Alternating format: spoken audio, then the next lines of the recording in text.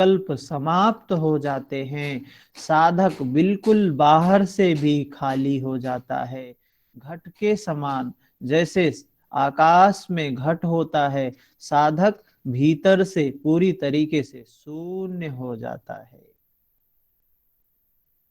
और उसमें स्थिति बताते हैं, श्वास मंद हो जाती है, श्वास क्षीण हो जाती है, प्राण लीन हो जाता है उस मन में। प्राण और मन एक हो जाते हैं, स्थिर हो जाते हैं। और प्राण जो है सुषुम्ना वाही मध्य मार्ग में चलने लगता है। और क्या बताते हैं कि अपने शरीर को, साधक को चाहिए कि सोम रस से पूरे सिर से पांव तक सोम रस से भर देना चाहिए। सोम श्राव से, उस अमृत से भर देना चाहिए।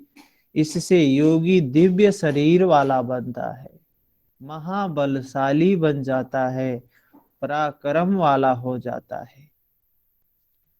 खिचड़ी का इस तरीके से वर्णन करने के बाद कहते हैं कि कुंडलिनी में मन को कुंडलिनी में स्थिर करें और मन से ही मन को देखकर उस परम पद की स्थिति का अनुभव करने की बात करते हैं। स्वयं को आकाश में, आकाश को स्वयं में, इस प्रकार सबको आकाश में करके संकल्प रहित हो जाएं, संकल्प शून्य हो जाए, मतलब वृत्ति शून्य होने की बात करते हैं।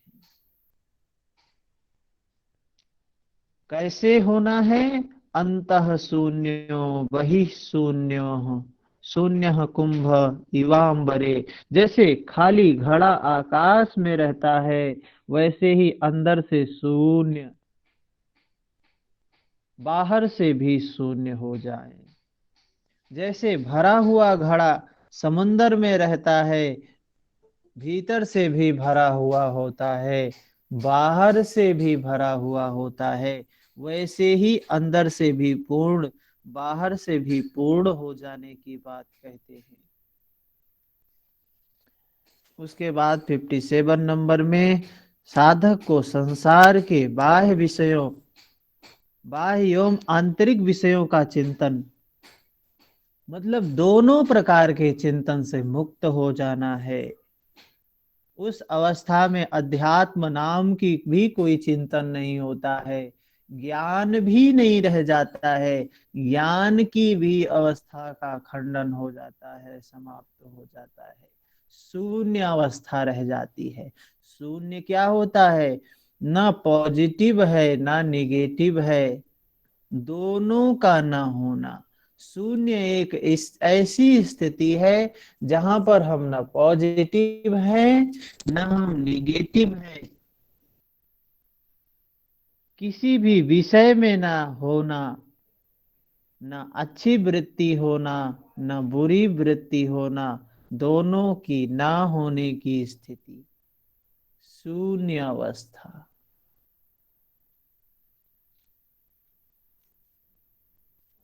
58 नंबर श्लोक में राम कह के संबोधित करते हैं।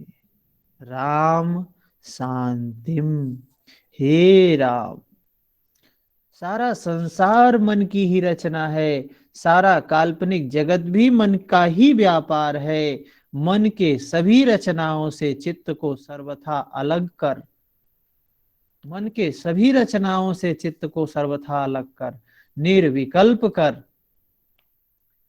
निर्विकल्प की स्थिति को प्राप्त होकर निश्चय ही शाश्वत शांति को प्राप्त करे। शाश्वत विजय की बात करते हैं,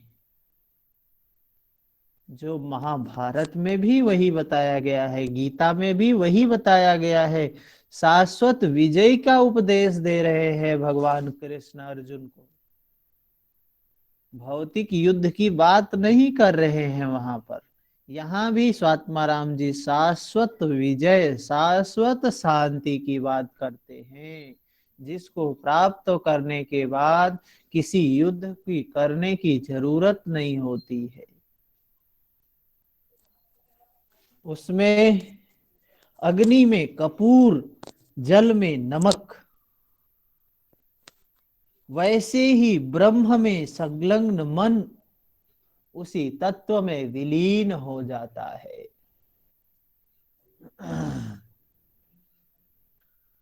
कह रहे हैं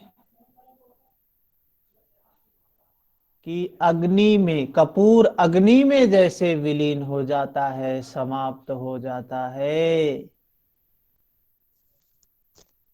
जल में नमक जैसे मिल जाता है, लय हो जाता है, उसी तरीके से ब्रह्म में। और ब्रह्म क्या है, सूत्र से थोड़ा सा जोड़ लेते हैं, तो कल के सूत्र से थोड़ा सा जोड़ कर समझेंगे तो बात और अच्छे से वो भी समझ में आ जाएगा, ये भी समझ में आ जाएगा। कल का हमने जो सूत्र देखा, एक सूत्र कल का समझ रहे थे, शांतोदिता व्यापदेशस्य धर्मानुपाति धर्मी। धर्मी की बात कह रहे हैं। धर्मी का की बात जो महर्षि पतंजलि ने कल किया, क्या है वहां शांत और उदित, जो शांत हो रहा है और जो उदित हो रहा है, उत्पन्न हो रहा है, दोनों में धर्म है। शांत में भी धर्म, शांत हो रहा है उसमें भी धर्म है, उदय हो रहा है उसमें भी धर्म है। ऐसा धर्म का अनुपात जिसको धर्मी कहते हैं। और यहाँ क्या बोल रहे हैं, वो अवस्था, वो स्थिति ब्रह्म में संलग्न मन तत्व में विलीन हो जाता है, उसी स्थिति की बात कह रहे हैं, उसी धर्म की बात कर रहे हैं, उसी ब्रह्म की बात कह रहे हैं। जैसे अग्नि और कपूर, पानी और नमक एक दूसरे में इस तरीके से मिल जाते हैं, व्यापदेशस्य धर्मानुपाति धर्मी, मतलब ऐसा अनुपात, ऐसा मिलन हुआ कि अब अलग है ही नहीं, एक हो गए। धर्म है वो, उसको कह रहे हैं धर्मी है। चित्त का ऐसा अनुपात जहां पर होता है कि अब धर्मी और धर्म अलग अलग नहीं, उत्पन्न होना और नष्ट होना ये दोनों अलग नहीं है, एक सा हो गया है।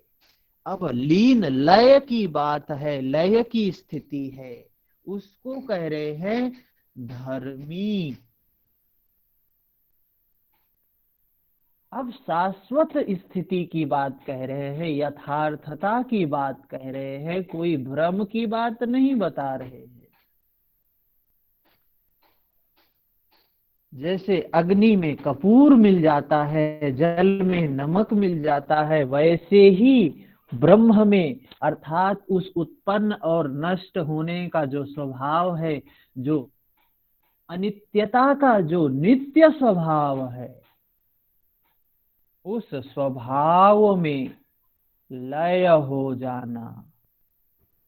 शांतोदिता व्यापदेशस्य धर्म नुपाति धर्मी। अब ये चित्त, ये मन उस स्वभाव में लय हो गया है। कैसे अग्नि में कपूर जैसे, कैसे जैसे पानी में नमक जैसे, वैसे ही चित्त भी उस धर्म में लय हो गया है, उसको कह रहे हैं धर्मी है।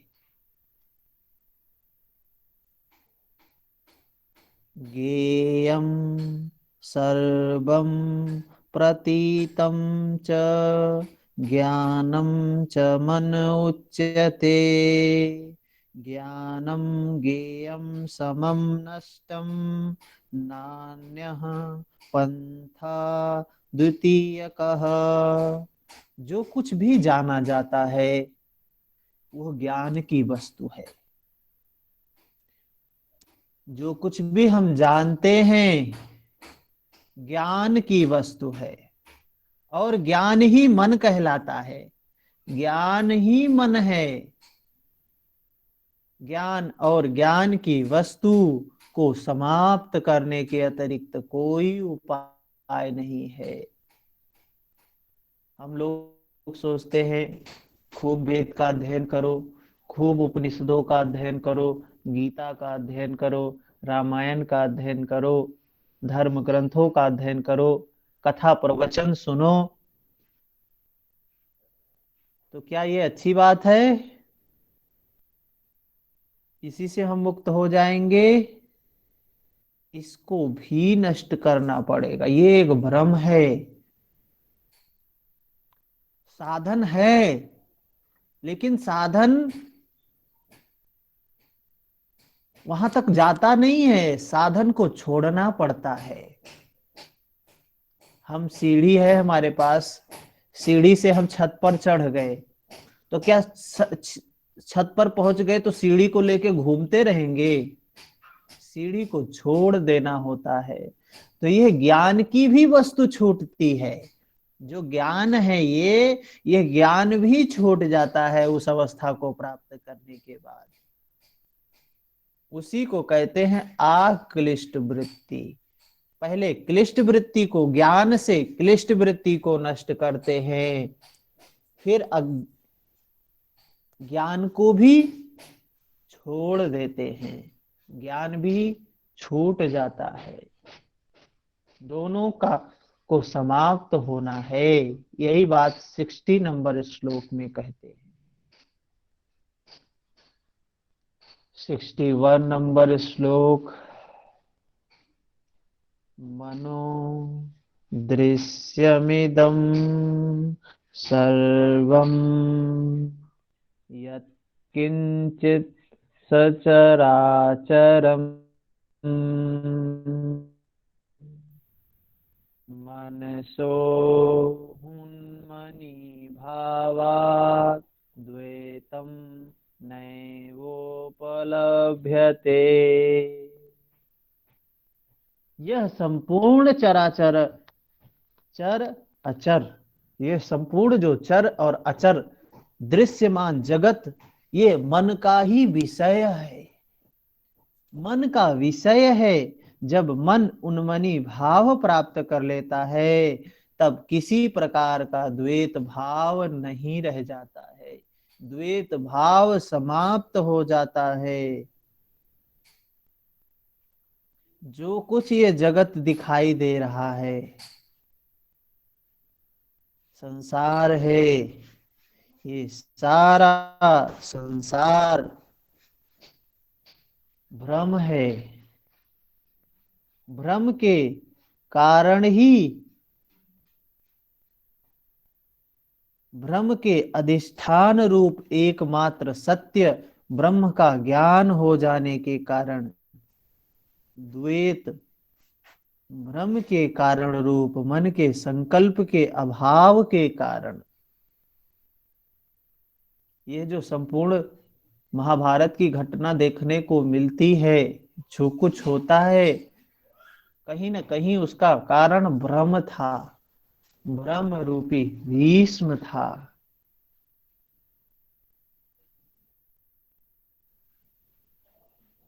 तो भ्रम क्या है? पूज्य लगता है, पितामह लगता है, श्रेष्ठ लगता है।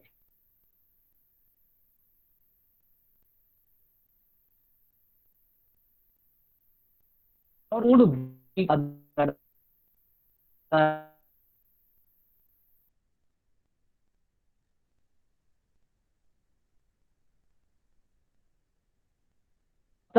बना लगता है। अपने लोग लगते हैं, अपना लगता है। और ये भ्रम ही है जो अंतिम समय तक जीवित रहता है। जब तक युद्ध चलता है अंतःकरण में, जब तक सजातीय और विजातीय तत्वों का, शक्तियों का युद्ध चलता है, तब तक यह भ्रम जीवित रहता है। भ्रम की भीष्म जैसे महाभारत में अंतिम समय तक जीवित था। तो यह मन की ही उपज है, ये संसार पूरा मन की ही उपज है, और भ्रम उसमें मेन रोल अदा करता है। और एक व्यक्ति है जो गुरु है, द्रोणाचार्य, द्वैत का आचरण रूपी द्रोणाचार्य, वो भी मेन रोल अदा करता है। द्रोणाचार्य से, द्वैत से ही यह आसक्ति उत्पन्न हो जाती है।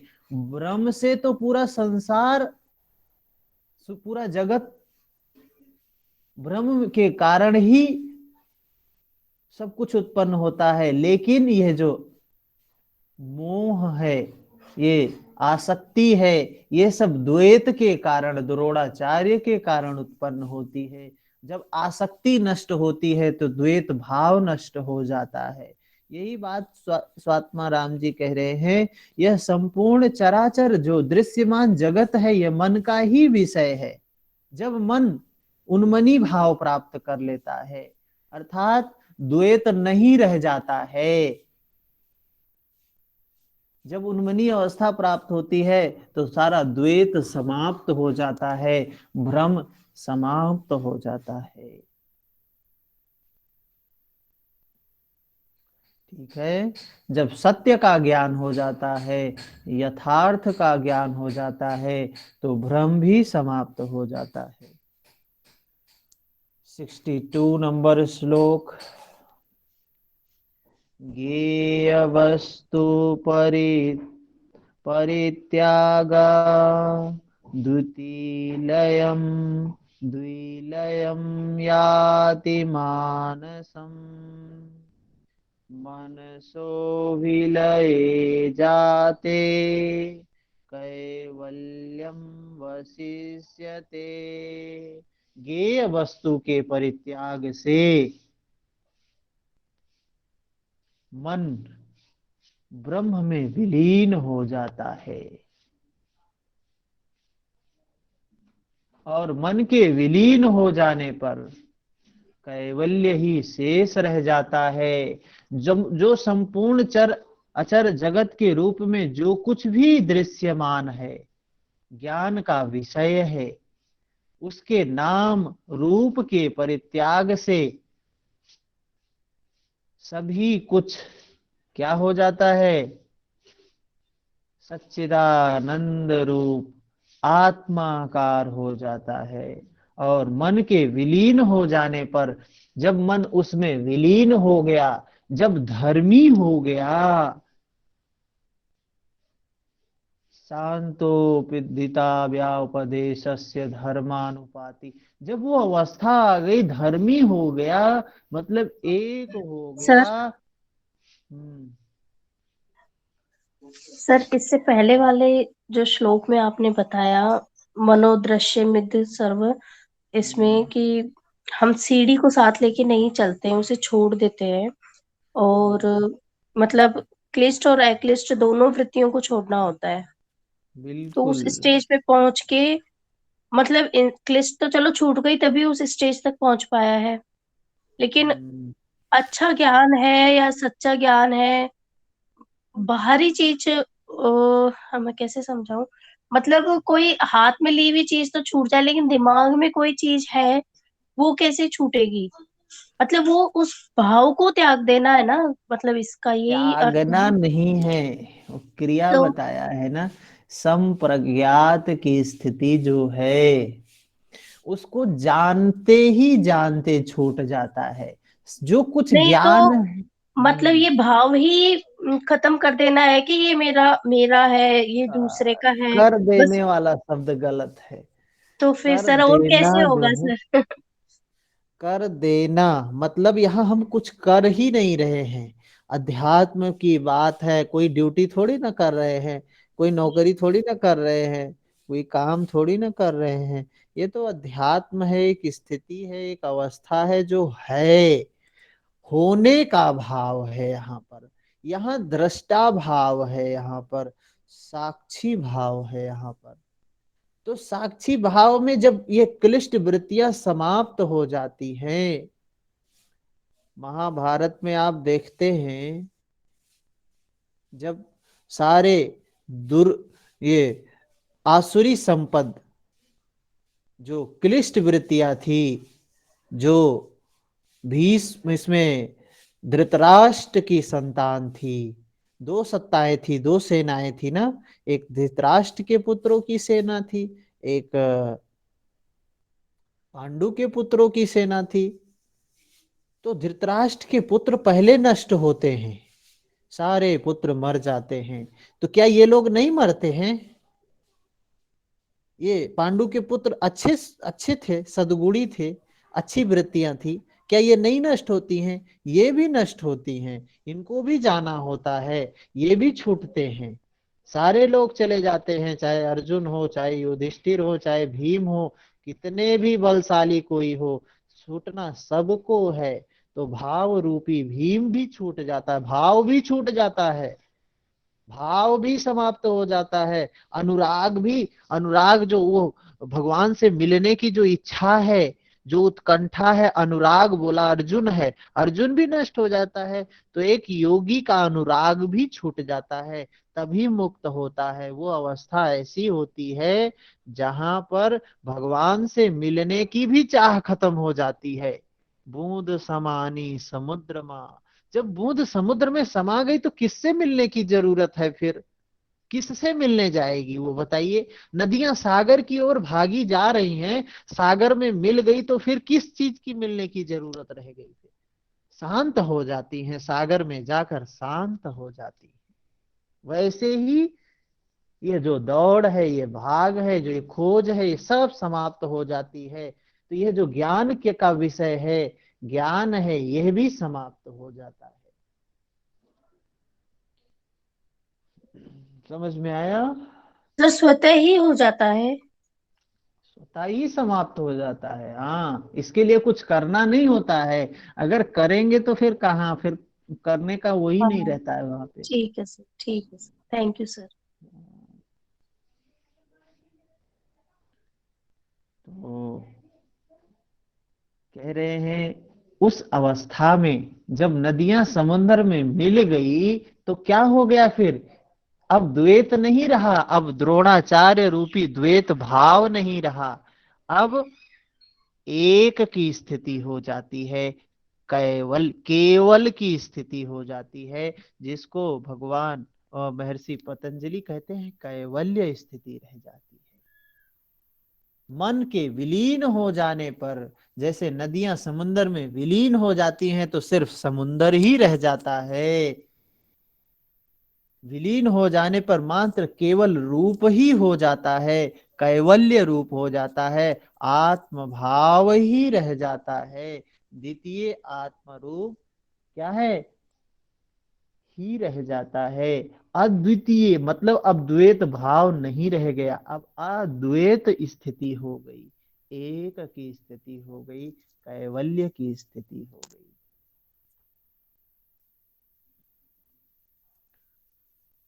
आगे बोलते हैं, एवं नानाविधोपायः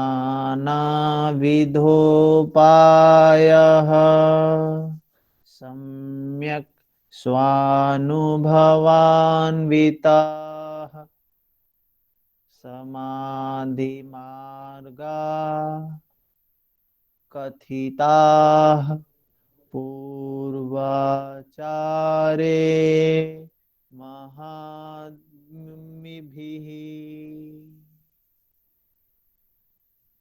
प्राचीन आचार्य एवं महात्माओं ने अपने विशिष्ट अनुभव के आधार पर इस प्रकार नानाविध समाधि मार्गों का वर्णन किया है। यही बात भगवान कृष्ण भी कहते हैं। अर्जुन कहता है क्या आप भगवान होने के नाते बोल रहे हैं? भगवान कृष्ण कहते हैं नहीं, तत्वदर्शियों ने ऐसा देखा है, इसलिए बोल रहा हूं। मैं भगवान होने के नाते नहीं बोल रहा हूं, तत्वदर्शियों ने, प्राचीन आचार्यों ने, महात्माओं ने अपने अनुभव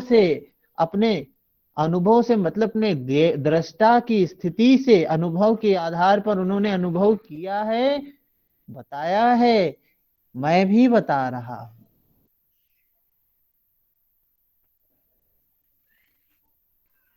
आगे 64 नंबर श्लोक। सुषुम्नाए कुंडलिन्ये सुधाये चंद्रजन्मने मनोन्मने नमस्तुभ्यं महाशक्ते चिदात्मने। स्वात्मा राम जी क्या कह रहे हैं? सुषुम्ना को, कुंडलिनी को, सुषुम्ना के कने कितने नाम बताए थे सुषुम्ना के पीछे? सुषुम्ना के सात। नाम 7 नाम, कुंडलिनी के भी नाम बताए थे। कितने नाम बताए थे कुंडलिनी के? 16। कुंडलिनी के कितने नाम स्वात्माराम जी ने बताया था? 6। 6 ना भैया, उत्तलांगी, बस 7 नाम। भुजंगी, शक्ति, ईश्वरी, 7 नाम अर्धनारी। और 7 नाम कुंडलिनी के भी बताए, 7 नाम। सुषुम्ना के भी 7 नाम बताए, और उस मनोन्मनी, उस समाधि के नाम भी बताए हैं। कितने नाम समाधि के बताए 16। हैं? 16 नाम समाधि के। 16। तो कहते हैं सुषुम्ना तुमको नमस्कार है, कुंडलिनी तुमको नमस्कार है। आज्ञा चक्र से श्रावित वो सुधा सोमरस तुमको नमस्कार है। मनोन्मणि चित्त स्वरूप महाशक्ति, मनोन्मणि अर्थात समाधि तुमको नमस्कार है। चित्त स्वरूप चित्त को भी नमस्कार करते हैं, सबको नमस्कार कर रहे हैं स्वात्मा राम जी।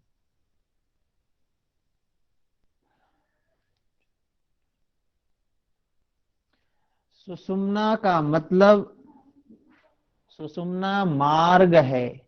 सुषुम्ना क्या है? सुषुम्ना मार्ग है, जिसको बोला गया राजमार्ग है,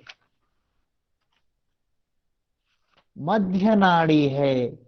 इसके ऐसे 7 नाम बताए गए सुषुम्ना के।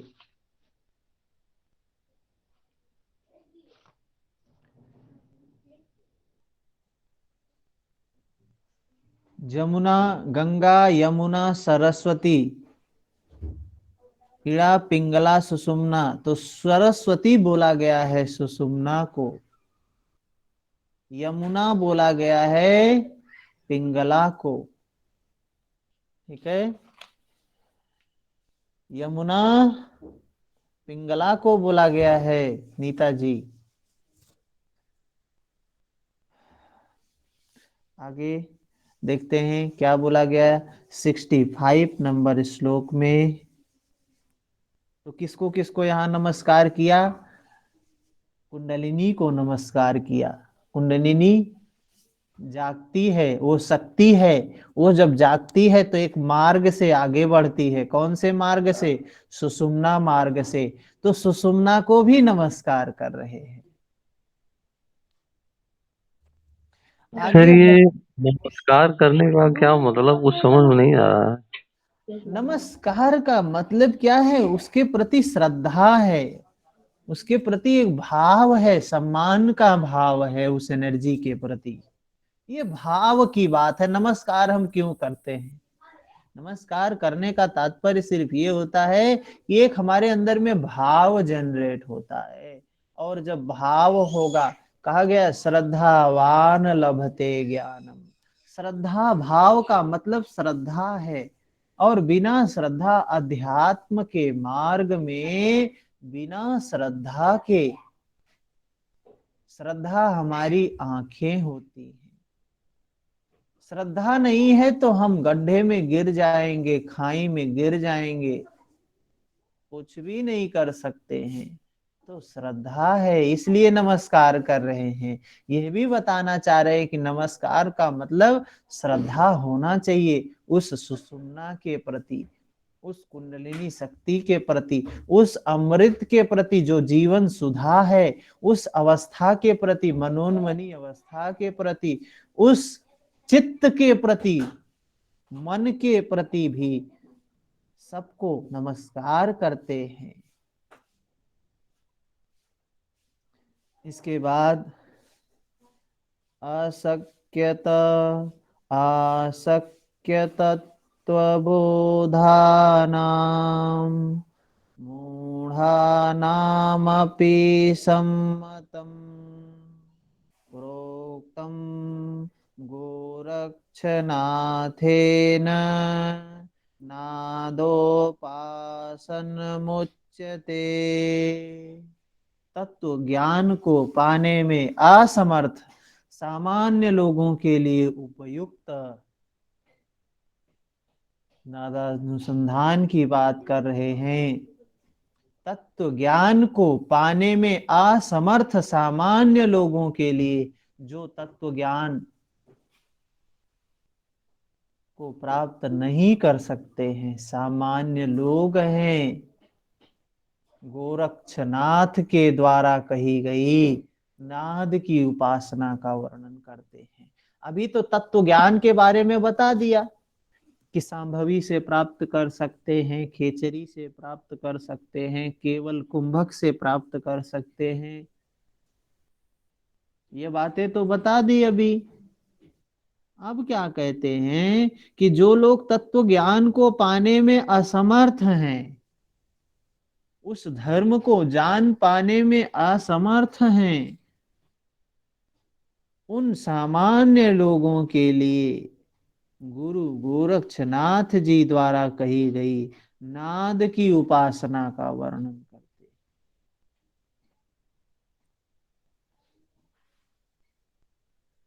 विविध प्रकार के समाधि मार्गों को बताकर नादानुसंधान रूप मुख्य उपाय की प्रतिज्ञा करते हैं, उसके बारे में बताते हैं। गोरक्षनाथ के अनुसार चित्त वृत्ति निरोध अर्थात समाधि के विविध उपायों में सांभवी बताया, खेचरी बताया। अब इनकी तुलना में नादानुसंधान मार्ग सरल है, सांभवी थोड़ा कठिन मुद्रा है, खेचरी थोड़ी कड़ी कठिन क्रिया है। कहते हैं जो सामान्य जन हैं उनके लिए गोरक्षनाथ जी नादानुसंधान की बात बता रहे हैं। क्या कहते हैं 66 नंबर श्लोक में, श्री आदिनाथेन सपात्कोटिलय प्रकाराः कथिता जयन्ती नादानुसंधान कमेकमेव मन्यामहे मुख्यतम लयानाम्। श्री आदिनाथ के द्वारा कहे गए लय के 1.25 करोड़ प्रकार प्रसिद्ध हैं। तो कुछ बात समझ में आई कि जो पीछे बताया, अभी तक हम चतुर्थ उपदेश में क्या क्या बात देखे। हमने चतुर्थ उपदेश में सांभवी मुद्रा और खेचरी मुद्रा की बात देखी। सांभवी और खेचरी मुद्रा के अभ्यास से हम उस अवस्था को प्राप्त कर सकते हैं, ये बात देखी। अब यहां बता रहे हैं कि जो लोग सांभवी मुद्रा या खेचरी मुद्रा का अभ्यास नहीं कर सकते हैं, उनके लिए मैं सरल मार्ग बता रहा हूं। तो क्या है? ये है जो चतुर्थ अंग योग का बताया गया है, नादानुसंधान। अगर जो खेचरी और सांभवी से ही उस अवस्था को प्राप्त कर ले रहे हैं, उनको नाद की जरूरत फिर तो नहीं होगी।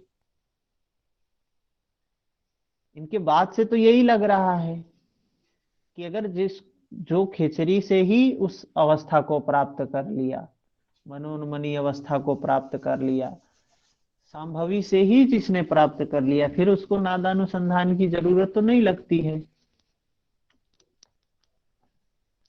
और अब नाद के बारे में बताने जा रहे हैं।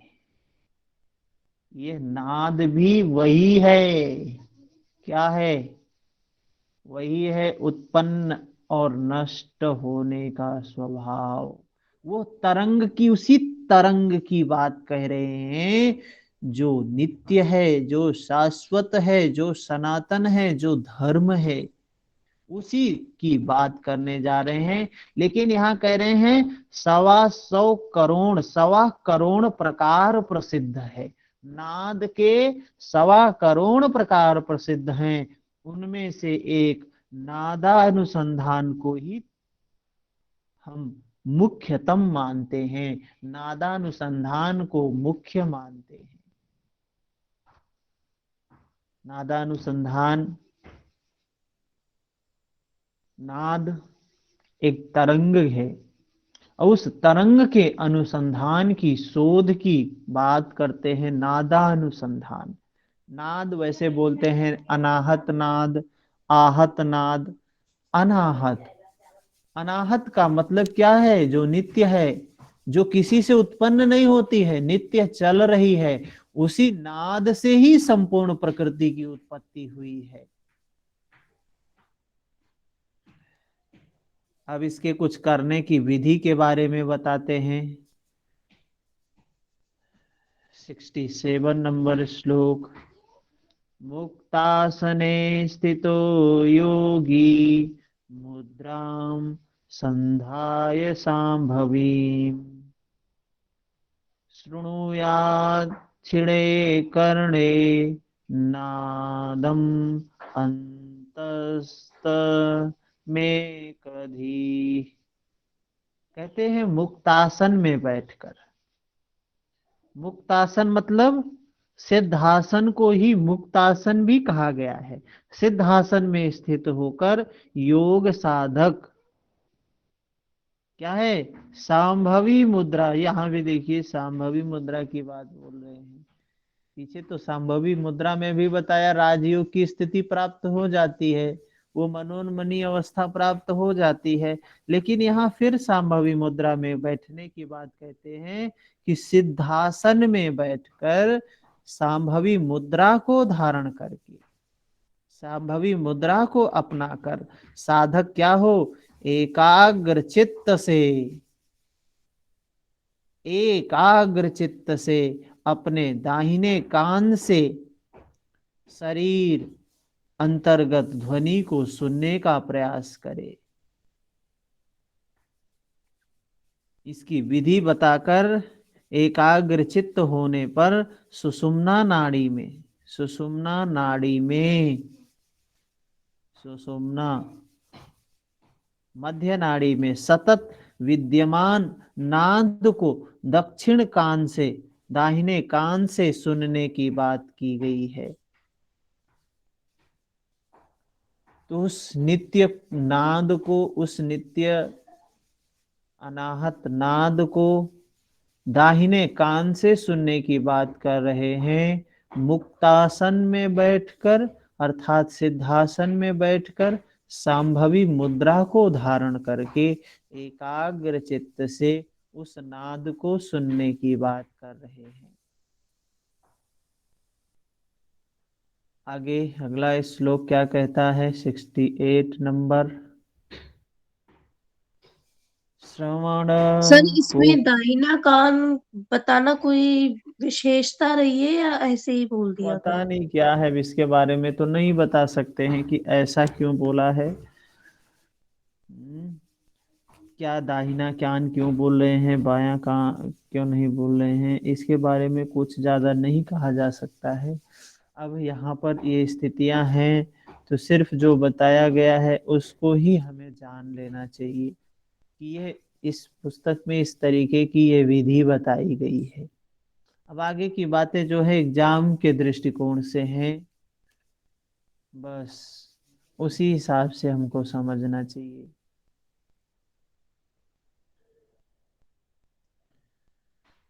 आवाज ठीक है? जी हाँ सर।